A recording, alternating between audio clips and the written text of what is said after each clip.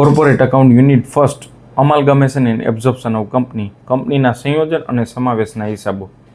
હવે આપણે સમજીએ સમાવેશ અને સંયોજન એટલે શું થાય અને એની અંદર અકાઉન્ટિંગ ટ્રીટમેન્ટ કેવી રીતે કરવામાં આવશે. અમાલગમેશન અકાઉન્ટિંગ સ્ટાન્ડર્ડ 14 મુજબ અમાલગમેશનની બધી અકાઉન્ટિંગ એન્ટ્રી અને ટ્રીટમેન્ટ કરવામાં આવશે. અમાલગમેશન એટલે શું? એક કંપની અને બીજી કંપની સાથે મળીને જોઈન્ટ ટુગેધર અને પોતાનો બિઝનેસ કન્ટિન્યુ કરે તો એને કહેવાય અમાલગમેશન. એક્ઝામ્પલ તરીકે વોડાફોન અને આઈડિયા પોતાનો બિઝનેસ ક્લબ કરીને સાથે સંયોજન કરીને બિઝનેસ સ્ટાર્ટ કરે એને કહેવાય અમાલગમેશન. એનો મેઇન પર્પઝ શું કામ અમાલગમેશન કરવામાં આવે? કોમ્પિટિશન ઘટાડવાનો મેઇન પર્પઝ હોય. એક મોટી કંપની છે, એક નાની કંપની હોય, મોટી કંપની નાની કંપનીનો બિઝનેસ પરચેસ કરી લે તો કોમ્પિટિશન અને ફ્યુચરમાં પોતાનો બિઝનેસ કન્ટિન્યુ કરી શકે એટલા માટે અમાલગમેશન અને એબ્ઝોર્પ્શનના સમાવેશના વ્યવહારો થતા હોય છે. અમાલગમેશન જનરલી અમાલગમેશન અને એબ્ઝોર્પ્શનમાં એટલો ફેર છે. અમાલગમેશન એટલે બે સરખી કંપની છે સાથે મળે અને બિઝનેસ સ્ટાર્ટ કરે. એક્ઝામ્પલ તરીકે એ લિમિટેડ અને બી લિમિટેડ બે સમાન કંપની છે અને બે સાથે જોઈન્ટ થાય તો એને કહેવાય અમાલગમેશન. એબ્ઝોર્પ્શનમાં એક મોટી કંપની છે, એક નાની કંપની છે. નાની કંપની પોતાનો બિઝનેસ મોટી કંપનીને વેચી દે, મોટી કંપની નાની કંપનીનો બિઝનેસ પરચેસ કરી લે તો એને કહેવાય સમાવેશ, એને એબ્ઝોર્પ્શન કહેવાય. તો એની અકાઉન્ટિંગ ટ્રીટમેન્ટ કેવી રીતે કરવામાં આવશે? ચેપ્ટરમાં 15 માર્કનું ક્વેશ્ચન પૂછવામાં આવશે. અમાલગમેશનનો એક સમ હશે અથવામાં એબ્ઝોર્પ્શનનો એક સમ હશે. બંનેનો એક સમ આપણે કન્સિડર કરેલો છે. આપણે ક્વેશ્ચન જોઈએ એટલે તમને ખ્યાલ આવી જશે કઈ રીતે અકાઉન્ટિંગ ટ્રીટમેન્ટ અને એન્ટ્રી કરવાની. ખાસ યાદ રાખવાનું, આમાં એક મેઇન વર્કિંગ આવશે પરચેસ કન્સિડરેશન. પરચેસ કન્સિડરેશન એટલે શું? ખરીદીના બદલામાં, ખરીદીના અવેજમાં જે ચૂકવવામાં આવતી રકમને પરચેસ કન્સિડરેશન કહેવાય. એક્ઝામ્પલ તરીકે પરચેઝિંગ કંપની ખરીદનાર કંપની સેલિંગ કંપનીને જે અમાઉન્ટ પેડ કરે એને કહેવાય પરચેસ કન્સિડરેશન. એક્ઝામ્પલ તરીકે 1 કરોડની કંપની ખરીદતા હોય અને સામે 1 કરોડની સામે જો વધુ અમાઉન્ટ પેડ કરતા હોય 1 કરોડ 10 લાખ તો જે પેમેન્ટ કરવામાં આવે છે એને કહેવાય પરચેસ કન્સિડરેશન. જો વધુ દે તો એને કહેવાય ગુડવિલ અને જો ઓછી અમાઉન્ટ પેડ કરે તો એને કહેવાય કેપિટલ રિઝર્વ. કેવી રીતે ટ્રીટમેન્ટ કરશું, કેવી રીતે અકાઉન્ટિંગ એન્ટ્રી પડવામાં આવશે, અકાઉન્ટ કેવી રીતે પ્રિપેર થશે, વર્કિંગ કેવી રીતે, એના માટેના સમ છે. 2 સમ આપેલા છે, એમાં 1 બાય 1 સમ જોઈએ. સમ નંબર ફર્સ્ટ, એ લિમિટેડ અને બી લિમિટેડ ડિસાઇડ ટુ અમાલગમેટ. એ અને બી બે નક્કી કરેલું છે કે પોતે સંયોજન કરશે.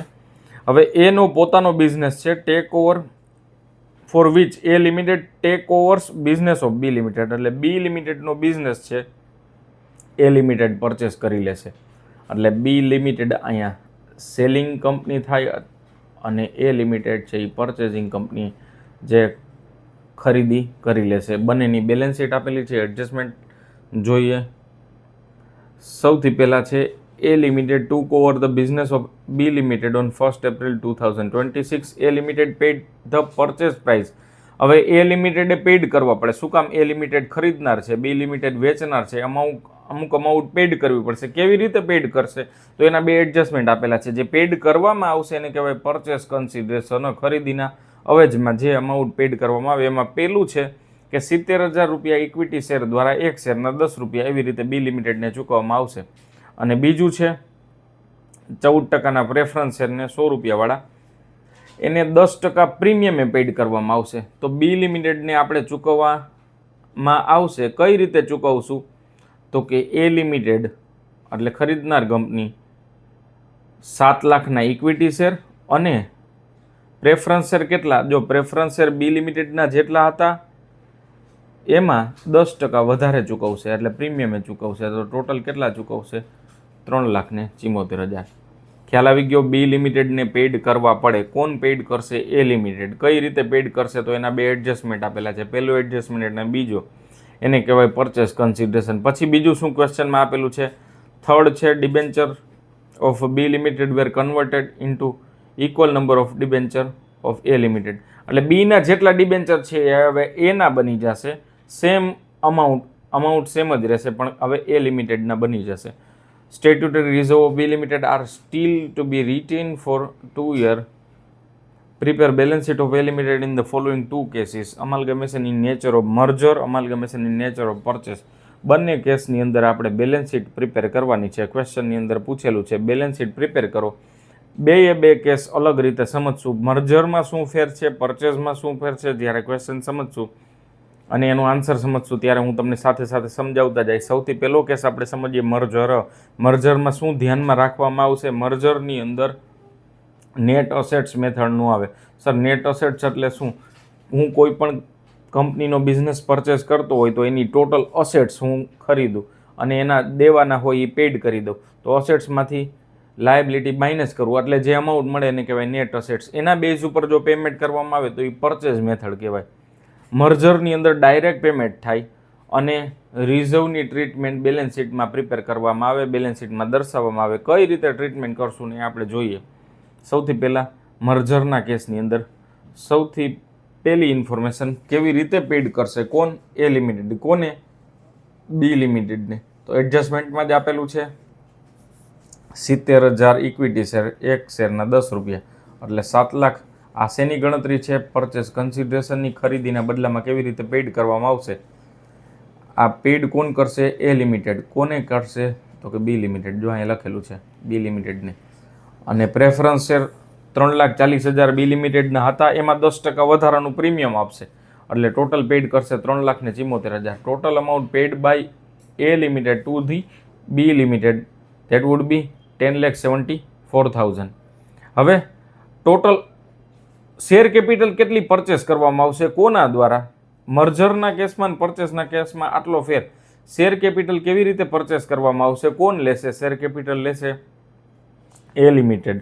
કોની? તો કે બી લિમિટેડની. તો બંને એક 6 લાખની શેર કેપિટલ લઈ લેશે અને 3,40,000. શું કામ? કે બંનેના શેરનો હવે હકદાર કોણ થઈ જશે? એ લિમિટેડ.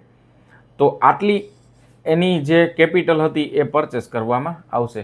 તો એનો મતલબ શું થયો? કે 9,40,000ના શેર લેવામાં આવશે, સામે પેડ કેટલા કરશે? એ લિમિટેડ 10,74,000 વધુ પેડ કરે. એનો મતલબ એવો કે ગુડવિલ તરીકે ટ્રીટમેન્ટ થાય. પણ અકાઉન્ટિંગ સ્ટાન્ડર્ડ 14 એવું કહે છે કે એને જનરલ રિઝર્વમાં આપણે ટ્રાન્સફર કરવામાં આવશે.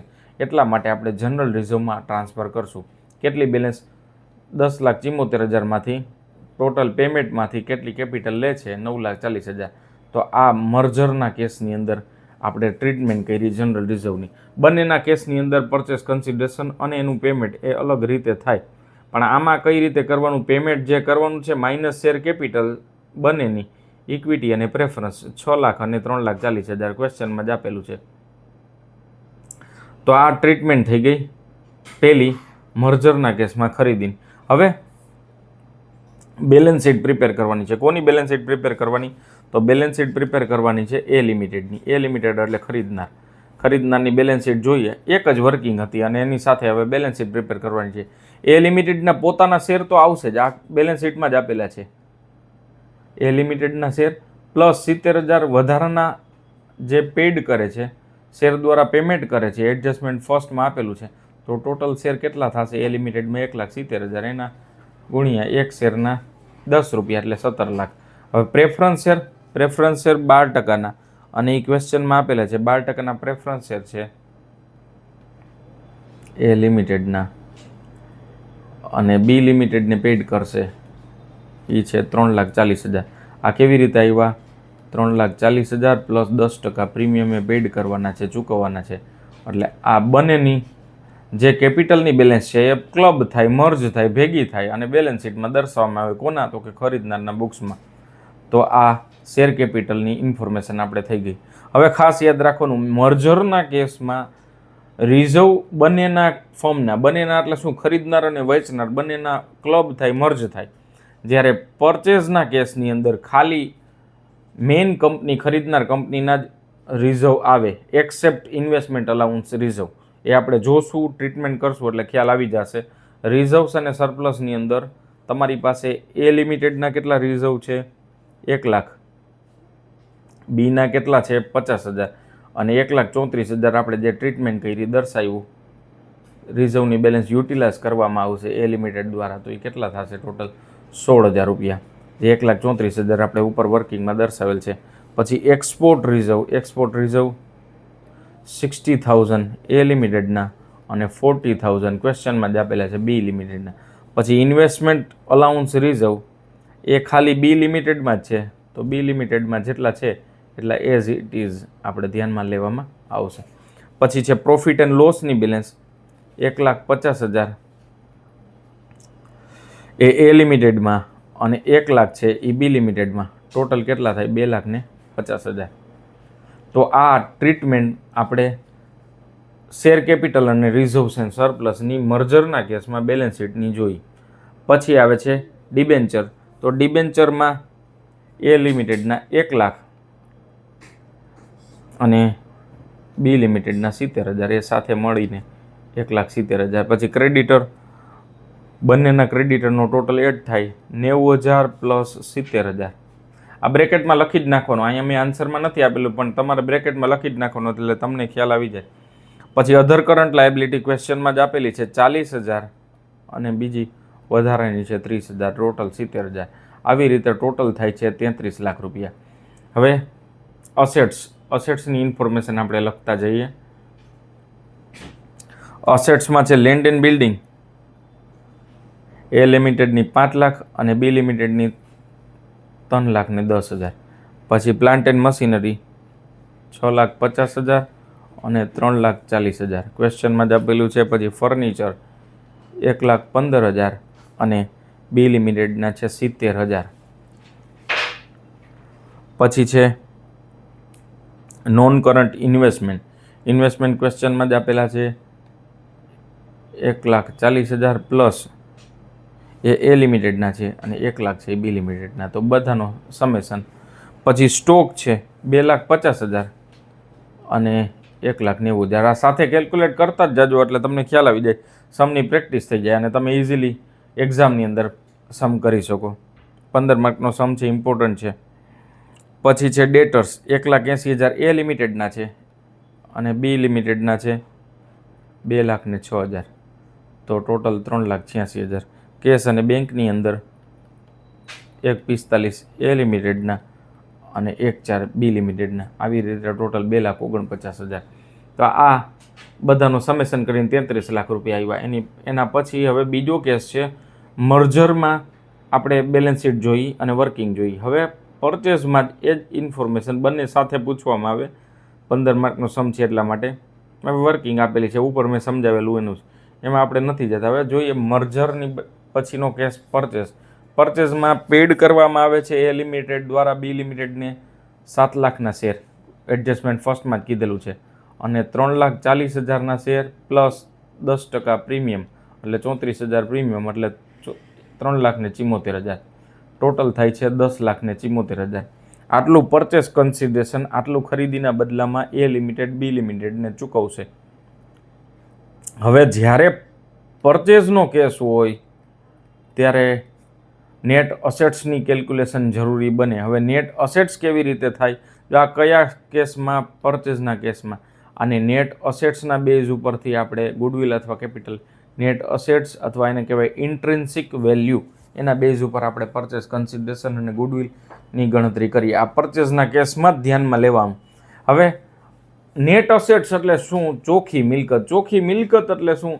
કરંટ અસેટ્સ અને ફિક્સ અસેટ્સના બંનેના સમેશન એટલે કે બંનેના સરવાળા, અને એમાંથી લાયબિલિટી માઇનસ કરો એટલે નેટ અસેટ્સ મળે. કઈ કઈ અસેટ્સ નહીં આવે? એક તો ગુડવિલ નહીં આવે, ફિક્ટિશિયસ અસેટ્સ નહીં આવે. સર ગુડવિલ બેલેન્સ શીટમાં આપેલું હોય નહીં લેવાની. શું કામ? આપણે નેટ અસેટ્સમાં ગુડવિલ ઇન્ટેન્જિબલ અસેટ્સ ઇગ્નોર કરીએ છીએ. બીજું ફિક્ટિશિયસ અસેટ અવાસ્તવિક મિલકતો, એ નહીં આવે. સર અવાસ્તવિક મિલકતો કોને કહેવાય? ને આપેલું હશે ક્વેશ્ચનમાં, જો આપેલું હોય તો એ નહીં લેવાની, ન હોય તો કાંઈ પ્રશ્ન નથી. અહીંયા ક્વેશ્ચનની અંદર અવાસ્તવિક મિલકતય નથી અને ગુડવિલ પણ નથી, એટલે ડાયરેક્ટ 13,20,000 બી લિમિટેડનો અસેટ્સનો ટોટલ અહીંયા મેં લઈ લીધો. અસેટ્સ ટેકન ઓવર એ લિમિટેડ લેશે. સામે ચૂકવશે કેટલા? તો સ્વીકારશે કેટલી લાયબિલિટી? તો એક તો ડિબેન્ચરના 70,000, પછી ક્રેડિટર્સના 70,000 અને લાયબિલિટી છે 30,000. આટલા પેડ કરશે. 13,20,000ની મિલકત લેશે, પેડ કરશે 1,70,000. તો નેટ કેટલી મિલકત મળશે કોને? તો કે એ લિમિટેડને. કોની પાસેથી? તો કે બી લિમિટેડ પાસેથી. તો કે નેટ મને મળશે, મને એટલે એ લિમિટેડને કેટલા મળશે? 11,50,000. સામે હું ચૂકવીશ કેટલા? જો ધ્યાનથી સમજજો, મને અસેટ્સ મળે છે 11,50,000, હું ચૂકવીશ ઓછા જ્યારે ઓછા ચૂકવવામાં આવે તો એને કેપિટલ રિઝર્વ કહેવાય. આપણે વધારે ચૂકવીએ તો એને ખ્યાલ છે, એને ગુડવિલ કહેવાય. એક્ઝામ્પલ તરીકે મેં અસેટ્સ 1 કરોડની લીધી હોય કોઈ કંપનીની અને હું 1 કરોડની 20 લાખ ચૂકવું તો એને ગુડવિલ કહેવાય. વધારે ઓવર એને બહુ paid amount paid by the purchasing company to the selling company, એને ગુડવિલ કહેવાય. આ તો આપણે બધાને ખ્યાલ છે. પણ ઓછા ચૂકવીએ તો આ કેસની અંદર ઓછા પેડ કરવામાં આવે તો એને આપણે કયા અકાઉન્ટમાં ટ્રાન્સફર કરવાના, તો એને કેપિટલ રિઝર્વમાં ટ્રાન્સફર કરવાના. આ પરચેસ કેસમાં આ રીતે ગણતરી થાય કેપિટલ રિઝર્વની. આટલું બધાને ક્લિયર? હજી એક વખત રિપીટ કરું છું, પરચેસના કેસમાં પેમેન્ટ છે તો ફિક્સ જ છે, એડજસ્ટમેન્ટ મુજબ એ મર્જર હોય કે પરચેસ હોય. પણ અસેટ્સ નેટ અસેટ્સનું કેલ્ક્યુલેશન આપણે કરવું પડે. કઈ રીતે નેટ અસેટ્સનું કેલ્ક્યુલેશન કરશું? Total assets minus total liability. Total અસેટ્સમાં કઈ, અહીંયા શું કામ હું સમજાવું છું, ફ્યુચરમાં આવી શકે કઈ કઈ અસેટ્સ નહીં લેવાની, ગુડવિલ ન આવે અને ફિક્ટિશિયસ અસેટ. ફિક્ટિશિયસ અસેટમાં ડિબેન્ચર ડિસ્કાઉન્ટ હોય, અંડર રાઇટિંગ કમિશન હોય, એ પીએનએલની ડેબિટ બેલેન્સ હોય, એ કઈ અસેટ્સમાં ધ્યાનમાં લેવામાં નહીં આવે. અહીંયા તો નથી એટલે આપણે ડાયરેક્ટ 13,20,000 ટોટલ લઈ લીધું. લાયબિલિટીમાં શું માઇનસ થાય? ડિબેન્ચર માઇનસ થાય, ક્રેડિટર માઇનસ થાય, અધર કરંટ લાયબિલિટી. બાકી એ કંઈ લાયબિલિટી નથી. હજી લોન હોય તો લોન માઇનસ થાય. તો અહીંયા 3 જ લાયબિલિટી છે તો એ માઇનસ કર્યું. નેટ અસેટ્સ મળી 11,50,000 અને એના બેઝ ઉપર આપણે કેલ્ક્યુલેશન કર્યું 76,000 કેપિટલ રિઝર્વ. હવે સેમ બેલેન્સ શીટ આપણે પ્રિપેર કરતા જઈએ. આ 17 લાખ બંનેનો ટોટલ, પછી આ સેમ આ એ લિમિટેડની, પછી આ બી લિમિટેડ, જનરલ રિઝર્વ. જો હવે ખાસ યાદ રાખવાનું, હવે આ પરચેઝનો કેસ છે તો પરચેઝના કેસમાં રિઝર્વ છે એ ખાલી એ લિમિટેડના જ આવે, એક્સેપ્ટ ઇન્વેસ્ટમેન્ટ અલાઉન્સ રિઝર્વ. જો જનરલ રિઝર્વ ખાલી એ લિમિટેડનું લીધું તો સર મર્જર એટલે સમાવેશ કરી દેવો, રિઝર્વ પણ ક્લબ થઈ જાય. એ ખાસ યાદ રાખવાનું છે. As per accounting standard 14 capital reserve આપણે ગણતરી કરી એઝ પર વર્કિંગ અને કેટલા છે 76,000. પીએનએલની બેલેન્સ ક્વેશ્ચનની અંદર જ આપેલી છે. આ એ લિમિટેડનું જ ખાલી ધ્યાનમાં લેવાનું. એક્સપોર્ટ રિઝર્વ એ પણ એ લિમિટેડનું. જો ખાસ યાદ રાખજો, આ જનરલ રિઝર્વ, પીએનએલ અને કેપિટલ રિઝર્વ આ બધું એ લિમિટેડનું. પણ 2 રિઝર્વ એક્સેપ્ટ મેં ઇન્વેસ્ટમેન્ટ અલાઉન્સ રિઝર્વ કીધા હતા અને એક છે એક્સપોર્ટ રિઝર્વ. આ બંને ખાસ આમાં એ લિમિટેડની ઇન્ફોર્મેશન આવશે અને બી લિમિટેડનું આવશે. આ બેની અંદર જ ખાલી. શું કામ? કારણ કે જે રિઝર્વ ડિસ્ટ્રીબ્યુશન માટે અવેલેબલ હોય એ ડિસ્ટ્રીબ્યુશન માટે અવેલેબલ હોય, બી લિમિટેડનું યુટિલાઇઝ અથવા લઈ ન શકીએ, એ લિમિટેડનું ધ્યાનમાં લેવું પડે. આપણે એની જ બેલેન્સ શીટ પ્રિપેર કરીએ છીએ. બાકીના રિઝર્વ હોય એ આપણે ક્લબ કરી શકીએ પરચેસના કેસની અંદર. અહીંયા એક્સપોર્ટ રિઝર્વ જો 60,000 રૂપિયા એના અને 40 છે એ બીના, અને આ જે 20,000 એ ખાલી બીના જ છે. એટલે બીના આ 2 રિઝર્વ ખાસ ઇમ્પોર્ટન્ટ છે. એ અને બી બંનેનું કમ્બાઈન આવશે. તો સર એનું જ કયા કેસમાં આવશે? એનું આવશે જનરલ રિઝર્વ હોય, કેપિટલ રિઝર્વ હોય, પ્રોફિટ એન્ડ લોસ બેલેન્સ હોય, એ ખાલી એની આવશે. બાકી બધા જો રિઝર્વ હોય આવા એક્સ્ટ્રા રિઝર્વ તો એ અને બીનું કમ્બાઈન આવશે. ડિબેન્ચર 1,70,000 બંનેનો ટોટલ 1,00,000 પ્લસ 70,000. પછી ક્રેડિટરમાં બંનેનો ટોટલ એ તો આપણે જેવી રીતે કરતા 90 પ્લસ 70. પછી છે અધર કરંટ લાયબિલિટી 40 પ્લસ 30. રિઝર્વમાં જ ખાલી, બાકી તો બધું જેમ આપણે આગલા બેલેન્સ શીટમાં કર્યું એ જ રીતે પ્રિપેર કરવાનું છે. પછી અસેટ્સમાં આગલી બેલેન્સ શીટની જ કોપી, એમાં કાંઈ હું સમજાવતો નથી, પણ અહીંયા આગલી બેલેન્સ શીટની કોપી કરશો એટલે આગલી બેલેન્સ શીટમાં અહીંયા 33 લાખ ટોટલ હતો, અહીંયા 33,60,000 આવે. જો 33,60,000 શું કામ? કારણ કે લાયબિલિટીનો ટોટલ કેટલો થાય છે 33,60,000, એટલો આપણે અસેટ સાઈડ મૂકવાનો થાય. હવે બેલેન્સ વધે છે, કેટલી બેલેન્સ ઘટે છે? તો કે 60,000 બેલેન્સ ઘટે છે.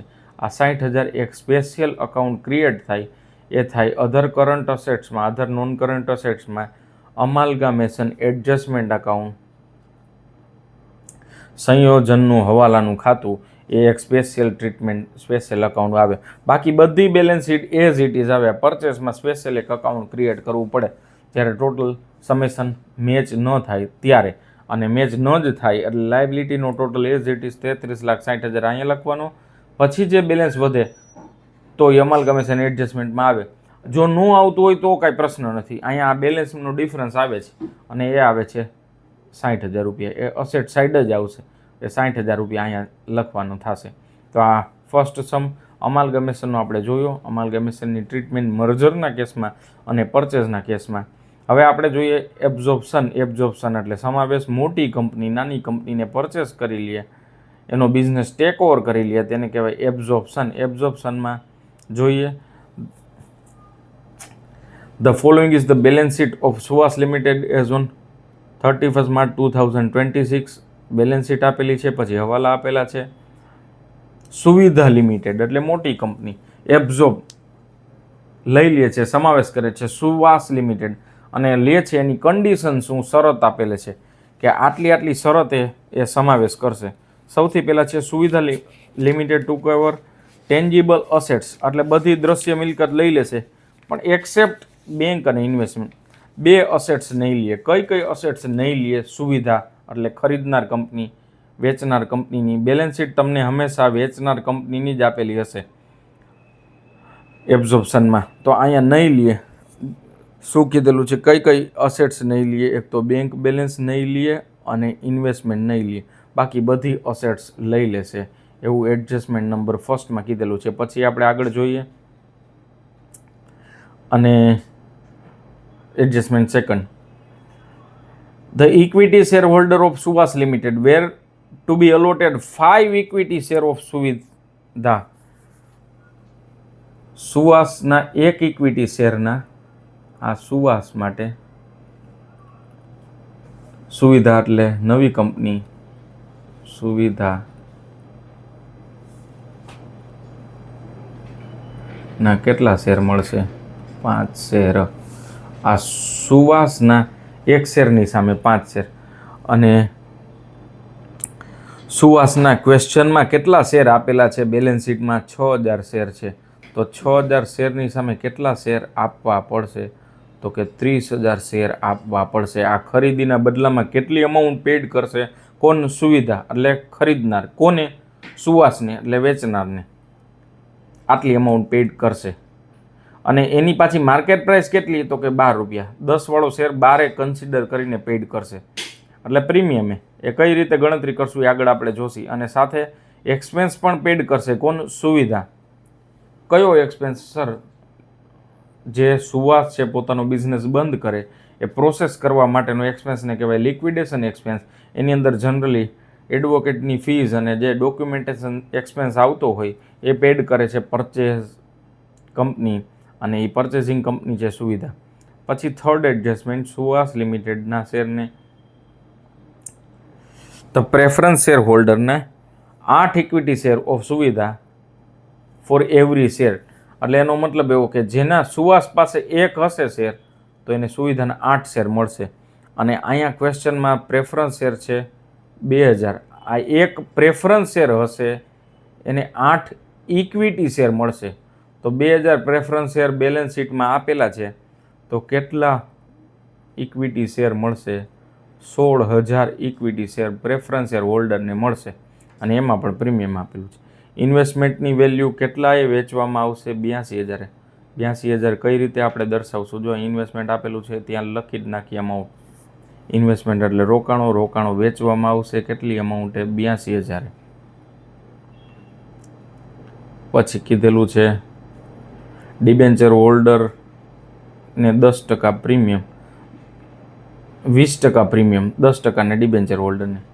તો ડિબેન્ચર હોલ્ડરને પેઇડ કરવાના હતા 1,50,000 પેઇડ કરવાના હતા, પણ એને સુવિધાએ કીધું કે તમને 1,50,000 તો આપશું જ, સાથે વધારાના ઉપરાંત 20% બીજા પ્રીમિયમના પણ આપશું, એટલે તમને ટોટલ 1,80,000 પેઇડ કરશું.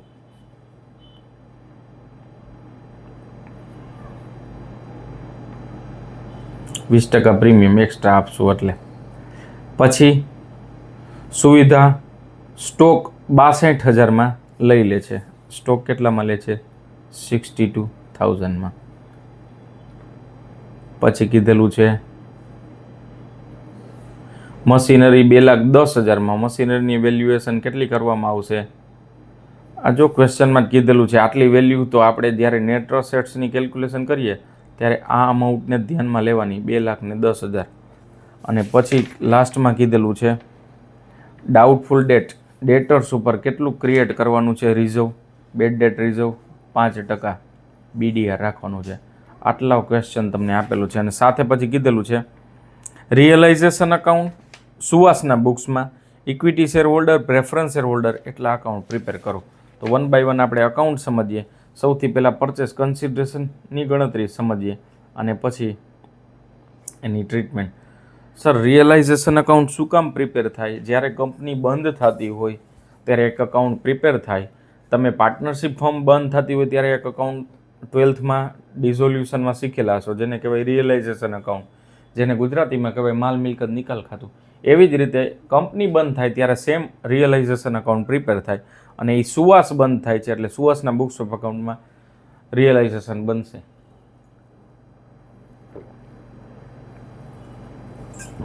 હજી ક્વેશ્ચનમાં તમને કીધું હોય કે નેસેસરી અકાઉન્ટ પ્રિપેર કરો, તો નેસેસરીમાં ફિક્સ આ 4 અકાઉન્ટ જ આવે. અહીંયા તો નામ આપેલા જ છે, ન આપેલા હોય તો આ જ અકાઉન્ટ બનાવવાના થાય. રિયલાઇઝેશન અકાઉન્ટ, ઇક્વિટી, પ્રેફરન્સ અને કેશ ઓર બેંક. કેટલી અમાઉન્ટ પેડ કરીએ આપણે 1 by 1 જોઈએ. ટોટલ એક શેરની સામે સુવાસ પાસે 1 હશે, 5 શેર મળશે. સુવાસ પાસે ટોટલ 6,000 શેર છે, ત્યારે કેટલા શેર મળશે? તો કે 30,000. આ ગણતરી કરી.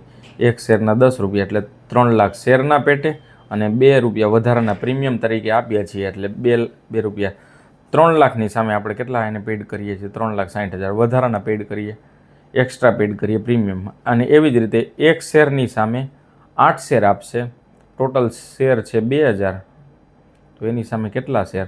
તો 16,000 શેર ઇક્વિટી શેર આપવામાં આવશે. 16,000 × 10 એટલે 1,60,000 ને પ્રીમિયમ. તો આટલા શેર દ્વારા પેડ કરવામાં આવશે, એને કહેવાય પરચેસ કન્સિડરેશન. ખરીદીના બદલામાં આટલી અમાઉન્ટ પેડ કરશે સુવિધા સુવાસને. અને હવે અસેટ્સની ગણતરી કરીએ. નેટ અસેટ્સની ગણતરી, એમાં અસેટ્સ, એમાં જે તમને એડજસ્ટમેન્ટ આપેલું છે એડજસ્ટમેન્ટની બેલેન્સ, એને આપણે ધ્યાનમાં લેવામાં આવશે.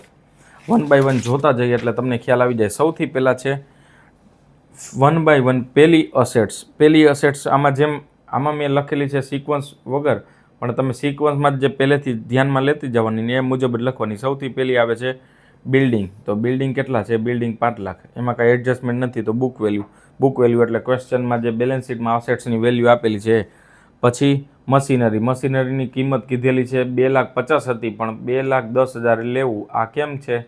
તો કે એડજસ્ટમેન્ટમાં કીધેલું છે. પછી ની intangible assets, net assets calculate કરીએ ત્યારે ગુડવિલની ગણતરી નહીં લેવાની, એટલે આ ખાસ યાદ રાખલો. મેં તમને આની પહેલાં પણ સમજાવેલો છું. ગુડવિલ જે આવે તો ધ્યાનમાં નહીં લેવી. પછી નોન કરંટ અસેટ્સ, આ ખાસ યાદ રાખજો. ડિસ્કાઉન્ટ અને પ્રિલિમિનરી એક્સપેન્સ એ બંને ફિક્ટિશિયસ અસેટ્સ કહેવાય, તો એ બંને નેટ અસેટ્સની ગણતરી વખતે ધ્યાનમાં નહીં લેવાનું. જો આ બંને ખાસ, અહીંયા હજી બીજી વિગત આવી શકે, અંડર રાઇટિંગ કમિશન આવી શકે, પ્રિલિમિનરી એક્સપેન્સ હોય, PNLની ડેબિટ બેલેન્સ હોય, એ ધ્યાનમાં નહીં લેવાની ક્યારે નેટ અસેટ્સની ગણતરી કરો ત્યારે. તો એ બંને નથી લેવાની. પછી વિગત આવે છે સ્ટોક, પણ સ્ટોક કેટલી કિંમતે લેવું એ ક્વેશ્ચનમાં જ આપેલું છે 62,000. તો સ્ટોક એના પછીની વિગત, અને આ પણ એડજસ્ટમેન્ટમાં કીધું કે 62 જ લેવા. પછીની વિગત આવે છે ડેટર્સ કેટલા લેવા? તો ડેટર્સમાં 5% રિઝર્વ રાખવું. તો ડેટર્સની વેલ્યુ, બુક વેલ્યુ અહીંયા લેશું અને એની સામે 5%, એટલે લાયબિલિટીમાં 25,000ના 5%. આ અસેટ્સ થઈ ગયો ટોટલ. લાયબિલિટીમાં ડિબેન્ચર કેટલા? તો કે 1,50,000ના દેશું પ્લસ 20% પ્રીમિયમ, એટલે વધારાના બીજા દેશું સુવાસના ડિબેન્ચર હોલ્ડરને, એટલે કેટલા પેડ કરશું? 1,80,000. અને ક્રેડિટરને કેટલા દેશું? ક્રેડિટર બુક વેલ્યુ આપેલી જ છે 60,000 દેશું. તો આટલી લાયબિલિટી પેડ કરશું. તો કંપનીને એટલે કે સુવિધાને, નવી કંપનીને, ખરીદનારને કેટલી અસેટ્સ મળશે? તો કે 5,55,000ની અસેટ્સ મળશે. આ 5,55,000ની અસેટ્સ મળશે, સામે પેડ કેટલા કરશે? તો કે સામે કંપની પેડ કરશે 5,52,000 રૂપિયા. તો જો મિલકત વધારે મળે છે અને પેડ કરે છે ઓછા. જો મિલકત કરતાં વધુ પેડ કરે તો ગુડવિલ, અધરવાઇઝ કેપિટલ રિઝર્વ. મિલકત અહીંયા મળે છે 5,52,000, પણ કંપની ચૂકવે છે ઓછી અમાઉન્ટ. વધુ ચૂકવે તો ગુડવિલ કહેવાય, ઓછા ચૂકવે તો એને શું કહેવાય? Capital reserve. અને આપણે અહીંયા કેટલા છે તો 5,55,000 નેટ અસેટ છે, તો કેટલું કેપિટલ રિઝર્વ થશે? તો કેપિટલ રિઝર્વ થશે 3,750. પણ અહીંયા આ એક ગણતરી સૌથી અગત્યની છે, મોસ્ટ આઈમ્પી પછીની ગણતરી. આ કેપિટલ રિઝર્વ બધાને ક્લિયર થઈ જાય કઈ રીતે ગણતરી કરવાની? Net assets minus purchase price.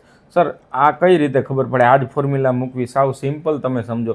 મિલકત કેટલી લે છે? મિલકત કંપની લે છે 5,55,750. સામે પેઇડ કેટલા કરે છે?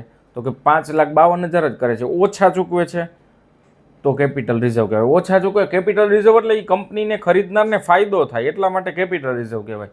વધુ ચૂકવે તો કંપનીને નુકસાન થાય. નુકસાન થાય એટલે ગુડવિલના ચૂકવા કહેવાય. એક જોતા મિલકત જ છે પણ વધુ ચૂકવે છે તો ગુડવિલની અમાઉન્ટ તરીકે આપણે દર્શાવવી પડે. તો જે ઓછા ચૂકવે છે 3,0750 એને કેપિટલ રિઝર્વ તરીકે ટ્રીટ કર્યા. હવે ગુડવિલ જે છે એ કઈ રીતે આપણે બીજી કન્સિડર કરશું અને ધ્યાનમાં લેશું? અહીંયા લિક્વિડેશન એક્સપેન્સ છે એ કોણ ચૂકવે છે? સુવિધા. એટલે એ વધારાના એક્સપેન્સ જે થાય, સુવાસની કંપની બંધ થવાનો ખર્ચો ખરીદનાર ચૂકવે છે, તો એ તો વધારે એને પેડ કર્યા કહેવાય ને. મિલકતની ઉપરાંતના વધારે પેડ કર્યા કહેવાય. એ એક પ્રકારનું ગુડવિલની જ અમાઉન્ટ એને ચૂકવી. એને શું કીધું? સુવિધાએ સુવાસને કીધું કે તમારી કંપની બંધ થઈ જાય એનો ખર્ચો અમે દેશું એટલે સુવિધા કંપની કોને આપશે? સુવાસને. એનો મતલબ શું થયો? અહીંયા વધુ અમાઉન્ટ પેડ કરે છે. કોણ પેડ કરે છે? સુવિધા એટલે ખરીદનાર. કોને? તો કે સુવાસને. વધુ દે છે તો એને આપણે ગુડવિલ જ કરીએ છીએ, એનો તો ખ્યાલ જ છે. કોઈ પણ એક્સપેન્સ હોય, અહીંયા લિક્વિડેશન એક્સપેન્સ એટલે આ ગુડવિલના 7,000 આપ્યા હતા, સામે કેપિટલ રિઝર્વ કેટલું હતું? 3,750. એ માઇનસ કરો એટલે નેટ કેટલા ગુડવિલને આપણે પેડ કરતા હોય. એનો મતલબ શું થયો કે 3,250 રૂપિયા એ ગુડવિલની અમાઉન્ટ આવશે. આ ખાસ વર્કિંગમાં ધ્યાન રાખવાનું. હવે આપણે જે એકાઉન્ટ બનાવવાના છે એ એકાઉન્ટ જોઈ લઈએ અને પછી બેલેન્સ શીટ. સાવ સિમ્પલ સમ છે. એક વખત વર્કિંગ કરીને કેલ્ક્યુલેટ કરી નાખશો તો તમે ઇઝીલી સમ કેલ્ક્યુલેટ કરી શકશો. સૌથી પહેલાં આપણે રિયલાઇઝેશન અકાઉન્ટ સમજીએ. રિયલાઇઝેશન અકાઉન્ટ માલ મિલકત નિકાલ ખાતું. હંમેશા આ બધી અસેટ છે એ બુક વેલ્યુ જ આવે. આમાં એડજસ્ટમેન્ટ ધ્યાનમાં નહીં લેવામાં આવે. બુક વેલ્યુ એટલે શું? બેલેન્સ શીટ આપેલી હોય એને કહેવાય બુક વેલ્યુ. 1 બાય 1 એક મિલકત જોતા જોઈએ. બિલ્ડિંગ કેટલી છે? તો કે 5 લાખ. પછી છે મશીનરી 2,50,000. પછી છે ગુડવિલ 5 લાખ, 2,50,000, ગુડવિલ 80,000. પછી નોન કરંટ ઇન્વેસ્ટમેન્ટ તો લેવાના જ નથી, એને આપણે વેચી નહીં ખાશે એટલા માટે, કારણ કે એની ટ્રીટમેન્ટને એની અલગ ગણતરી થશે. પછી ડિબેન્ચર ડિસ્કાઉન્ટ અને પ્રિલિમિનરી એક્સપેન્સ એ અસેટ્સનો કહેવાય, રિયલાઇઝેશનમાં ન આવે. સ્ટોક છે 62,000, એને પણ કન્સિડર કરશું પણ એમાં ખાસ એડજસ્ટમેન્ટ નહીં, એની બુક વેલ્યુ એટલે કઈ બેલેન્સ શીટમાં આપેલી છે એટલે 70,000 ધ્યાનમાં લેશું. પછી છે એક વિગત રહી ગઈ છે 1 લાખ રૂપિયા ફર્નિચરના. ડેટર્સના છે 25,000. અને એવી જ રીતે ડિબેન્ચર 1,50,000, ક્રેડિટર બેલેન્સ શીટમાં આપેલું છે. સર ડેબિટ સાઇડ અસેટ શું કામ લખવામાં આવે? મિલકતની બાકી કેવી હોય? ઉધાર. અકાઉન્ટ ક્લોઝ કરો તો બાકી થઈ જાય જમા, તો મિલકત જમા થાય તો કયું ખાતું ઉધાર થાય? રિયલાઇઝેશન અકાઉન્ટ, માલ મિલકત નિકાલ ખાતું. એટલા માટે એની એન્ટ્રી થાય realisation account debited to assets account. તો એના બેઝ ઉપરથી જ આપણે મેં એન્ટ્રી પાડેલી છે અને એન્ટ્રીમાં દર્શાવેલી છે.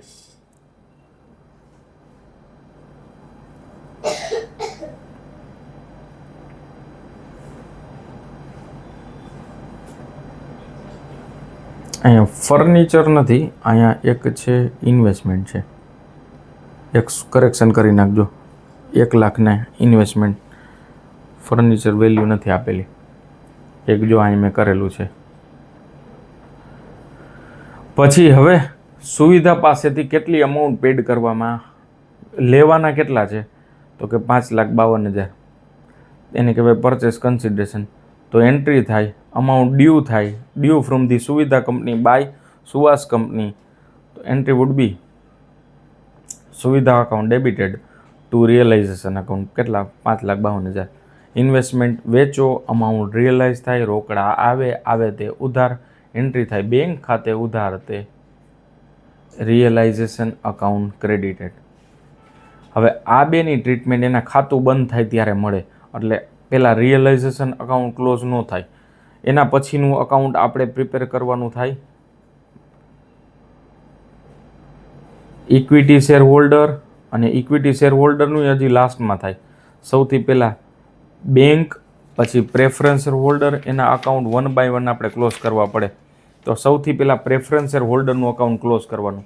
તો પ્રેફરન્સ શેર હોલ્ડર સૌથી પહેલાં જોઈએ, પ્રેફરન્સ શેર હોલ્ડરનું પહેલું અકાઉન્ટ ક્લોઝ થાય. પહેલાં પ્રેફરન્સ શેર કેપિટલ કેટલી હતી? તો કેપિટલ હતી 2 લાખ રૂપિયા. શેર હોલ્ડરને આપણે કેટલા પેડ કર્યા? તો કે 1,92,000. તો એનો મતલબ એવો કે 2 લાખની સામે 1,92 ચૂકવા તો કેટલા રૂપિયાનું નુકસાન થયું સુવાસને કંપનીને? તો કે 8,000નું નુકસાન થયું. આ નુકસાન ક્યાં ટ્રાન્સફર કરવામાં આવે? રિયલાઇઝેશન અકાઉન્ટમાં. તો સૌથી પહેલાં અકાઉન્ટ જે ક્લોઝ થાય preference share holder account, preference share હોલ્ડરનું અકાઉન્ટ એન્ટ્રી પહેલાં શું બને? Preference share capital account debited to preference share holder. શું કામ? કારણ કે કેપિટલનું અકાઉન્ટ ક્લોઝ કરીએ છીએ, કેપિટલની હંમેશા જમા બાકી હોય, ક્લોઝ કરો એટલે થઈ જાય ઉધાર, અને હોલ્ડરને ચૂકવવાના છે તો એનું ખાતું થઈ જાય જમા. કેટલા ચૂકવશું? તો કે 1,92,000. કઈ રીતે ચૂકવશું? તો કે equity share holder, equity share દ્વારા. કોના? સુવિધાના. તો એન્ટ્રી થાય preference share holder account debited to equity share in Suvidha limited 1,92,000. એની જ આપણે અહીંયા એન્ટ્રી કરેલી છે. આ જે 8,000નું લોસ થાય છે એ લોસ ટ્રાન્સફર કરવામાં આવે. લોસ આપણે ટ્રાન્સફર કરશું રિયલાઇઝેશન અકાઉન્ટની ક્રેડિટ સાઇડ. પછી અકાઉન્ટ ક્લોઝ કરવાનું થાય. સેકન્ડ જે ક્લોઝ કરવાનું થાય એ બેંક અકાઉન્ટ. બેંક કઈ રીતે? બેંક બેલેન્સ ઓપનિંગ આ બેલેન્સ શીટમાં આપેલ છે. પછી ઇન્વેસ્ટમેન્ટ વેચો, કેટલા રૂપિયા રિયલાઇઝ થાય છે? 82,000. એન્ટ્રી શું થાય? Bank account debited to realisation account. તો આ બાકીના જે અમાઉન્ટ વધે એ કોને ટ્રાન્સફર કરવાના થાય? આ બધી અમાઉન્ટ કોને ટ્રાન્સફર કરવાની થાય? ઇક્વિટી શેર હોલ્ડરને. એટલે એ બધી અમાઉન્ટ ઇક્વિટી શેર હોલ્ડર હકદાર થાય છેલ્લે જ્યારે પેઢીનું વિસર્જન થતું હોય ત્યારે. તો 1,07,000 ઇક્વિટી શેર હોલ્ડરને. હવે ત્રીજું ખાતું ક્લોઝ થાય એને કહેવાય ઇક્વિટી શેર હોલ્ડરનું ખાતું. તો ઇક્વિટી શેર હોલ્ડરના ખાતામાં કેટલી જમા બેલેન્સ હતી? તો શેર કેપિટલ હતી 6 લાખ, જનરલ રિઝર્વના 50,000 બેલેન્સ શીટમાં જ આપેલી છે, અને પીએનએલના સામે બે ફિક્ટિશિયસ અસેટ એમાંથી જ રિટર્ન ઓફ થાય. પછી સુવિધાના શેર મળશે કેટલા? 3,60,000. હવે આ બેલેન્સમાંથી જે ડિફરન્સ વધે, કેટલો ડિફરન્સ વધે? 1,73,000. અહીંયા એટલો ડિફરન્સ વધે એટલે ત્રીજું અકાઉન્ટ તમે આ ક્લોઝ કરો તોય ચાલે, અથવા અહીંયા ક્લોઝ કરો તોય ચાલે, અને એ જ બેલેન્સ ક્યાં ટ્રાન્સફર કરી દેવાની? એ તમારે રિયલાઇઝેશનમાં. અથવા આનો અકાઉન્ટ ક્લોઝ કરો તોય ખબર પડી જાય. એટલે ત્રીજું ચોથું ઓપ્શનલ છે. રિયલાઇઝેશન કરો તોય ચાલે, ને ઇક્વિટી શેર હોલ્ડર કરો તોય ચાલે. જો ઇક્વિટી શેર હોલ્ડરનું કરો તો જેટલો લોસ છે એ ટ્રાન્સફર કરી દેવાનું રિયલાઇઝેશનમાં. જો રિયલાઇઝેશન ક્લોઝ કરો તો જે લોસ આવે, લોસ કઈ રીતે મળશે? ડેબિટનો ટોટલ એ બંને બાજુ મૂકો, જે વધે એ લોસ કહેવાય, લોસ ટ્રાન્સફર કરી દેવાનું કહી દે ઇક્વિટી શેર હોલ્ડરમાં, અને પછી એનું ખાતું બંધ થઈ જાય. તો આ રીતે 4 અકાઉન્ટ પ્રિપેર થાય. હવે એના પછીની છે બેલેન્સ શીટ. બેલેન્સ શીટ સાવ સિમ્પલ છે. બેલેન્સ શીટમાં આપણે આગળ સમજાય એ જ રીતે ટોટલ ઇક્વિટી શેર કેટલા? 30,000 ઇક્વિટી શેર પ્લસ 10,000 16,000. આ 30,000 કઈ રીતે? એકની સામે આપણે 5 આપ્યા હતા, 6,000ની સામે, એકની સામે 5, 6,000ની સામે કેટલા? તો કે 30,000 ઇક્વિટી શેર આપણે આપ્યા હતા એ, અને એકની સામે 8, 2,000ની સામે કેટલા? તો કે 16,000 ઇક્વિટી શેર પ્રેફરન્સ શેર હોલ્ડરને ચૂકવા હતા એ. તો ટોટલ ઇક્વિટી શેર કેટલા બહાર પાડ્યા? તો કે 46,000. આ કુલ બેયને તો ઇક્વિટી શેર જ દીધા, તો 46,000 શેર, એકના 10 રૂપિયા, એટલે એ 4,60,000. અને એ અહીંથી મળી જાય. જો અહીંયા વર્કિંગ કરેલી છે ને એના બેઝ ઉપરથી મળી જાય. જો પીસી આ 3 લાખ અને 1,60,000 બેયનો ટોટલ કરો એટલે 4,60,000, અને 60 અને 32 બેયનું પ્રીમિયમનો ટોટલ કરો એટલે એ તમારું રિઝર્વમાં ટ્રાન્સફર કરવામાં આવે. બેલેન્સ શીટમાં લખો ત્યારે એટલે 92,000 રૂપિયા જે અહીંયા આપણે લખેલ છે. પછી ડિબેન્ચરના 1,50,000 પ્લસ 20% એટલે 1,80,000. પછી ક્રેડિટરના 60,000 રૂપિયા આપેલ છે. પછી જો ખાસ યાદ રાખવાનું, લિક્વિડેશનનો એક્સપેન્સ પેડ કરે, કોણ પેડ કરે? સુવિધા પાસે કાંઈ બેંક બેલેન્સ નથી, ક્વેશ્ચનમાં આપેલું નથી. તો જે બેંક બેલેન્સ છે એને યુટિલાઇઝ કરશે. હવે લિક્વિડેશનનો એક્સપેન્સ પેડ તો કરવો પડશે, તો સુવિધા શું કરશે? બેંકમાંથી ઓવરડ્રાફ્ટ લેશે અને એક્સપેન્સ પેડ કરવા માટે એ 7,000ની ટ્રીટમેન્ટ, આ સ્પેશિયલ ટ્રીટમેન્ટ છે, એ ખાસ યાદ રાખવાનું. અને એ આગળ હમણાં પાછું બીજી વખત એ સમજાવું છું. પછી building 5 lakh as it is જે આપેલું હતું એ. પછી મશીનરીના એ આપણે 250ની બદલે 210 લેવાના એ પણ આપેલું છે. આ ગુડવિલની ટ્રીટમેન્ટ એ પણ વર્કિંગમાં આપણે કરી, વર્કિંગ નોટ મુજબ. સ્ટોકના 62,000 રિસીવેબલમાં આમાંથી આ માઇનસ કરો જે વધે એ. હવે આનો ટોટલ 7,99 અહીંયા મૂકી દો અને જે બેલેન્સ વધે એને તમે બેંક ઓવરડ્રાફ્ટ લખી નાખો. અથવા બેંક ઓવરડ્રાફ્ટ શું કામ આવશે? સુવિધા કંપની સુવાસને લેવા માટે જ બને છે. પેડ કરવા માટે એની પાસે કાંઈ અમાઉન્ટ નથી, તો એ શું કરશે? એ બેંક ઓવરડ્રાફ્ટ લેશે. કેટલું? 7,000 રૂપિયાનું. અને એ જ આપણે અહીંયા દર્શાવેલું છે. તો આ રીતે અમાલગમેશન અને એબ્ઝોર્પ્શન બંનેના સમ પ્રિપેર થાય છે. 15 માર્કનું ચેપ્ટર છે, ઇમ્પોર્ટન્ટ છે. બંને સમ કેલ્ક્યુલેટ કરીને દરેક વિદ્યાર્થી ખાસ કરજો, તો જ સમજાશે. 45 મિનિટની અંદર, 40થી 45 મિનિટમાં આખું ચેપ્ટરનું રિવિઝન થઈ જાય. પણ 2 સમ જોવાની જવાબદારી અને લખવાની જવાબદારી તમારી. ખાસ અકાઉન્ટ સમજીને વિચારીને કેલ્ક્યુલેટ કરજો, આન્સર મળી જ જશે, ટોટલ થઈ જ જશે. All the best for your exam. Thank you.